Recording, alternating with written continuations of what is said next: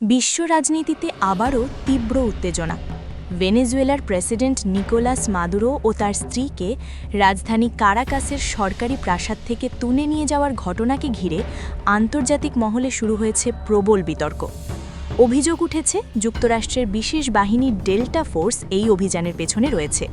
তেল ও খনিজ সম্পদে সমৃদ্ধ লাতিন আমেরিকার দেশ ভেনেজুয়েলায় এই ঘটনাকে অনেকেই সরাসরি মার্কিন আগ্রাসন হিসেবে দেখছেন। রাশিয়া ও চীনের মতো পরাশক্তিরা মুখে মুখে এই ঘটনার সমালোচনা করলেও বাস্তবে ওয়াশিংটনের বিরুদ্ধে কোনো কঠোর পদক্ষেপ নিতে দেখা যায়নি। এখানেই প্রশ্ন উঠছে যে মাদুরো এতদিন মস্কো ও বেইজিংয়ের বলয়ের দেশ হিসেবে পরিচিত ছিলেন, তার ক্ষেত্রেই কেন এই নীরবতা? একসময় পরিস্থিতি ছিল একেবারে ভিন্ন।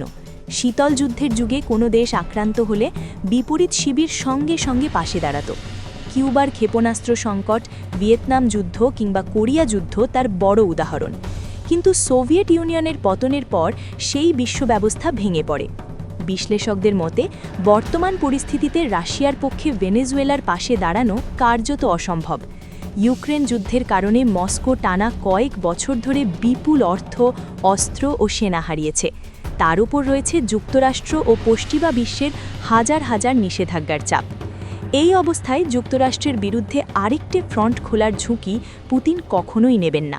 বরং অনেক বিশেষজ্ঞ মনে করছেন মাদুরোকে তুলে নেওয়ার ঘটনা রাশিয়ার জন্য ভবিষ্যতে পাল্টা কৌশলের দরজা খুলে দিয়েছে। অন্যদিকে মাদুরো কখনোই পুরোপুরি রাশিয়ার অনুগত ছিলেন না। সাম্প্রতিক সময়ে চীনের সঙ্গে তার ঘনিষ্ঠতা বেড়েছিল চোখে পড়ার মতো। তেল, অস্ত্র থেকে শুরু করে আধুনিক প্রযুক্তি সব ক্ষেত্রেই বেইজিংয়ের সঙ্গে সম্পর্ক জোরদার করছিল কারাকাস। এমনকি আটক হওয়ার ঠিক আগ মুহূর্তেও তিনি চীনা রাষ্ট্রদূতের সঙ্গে বৈঠক করেছিলেন।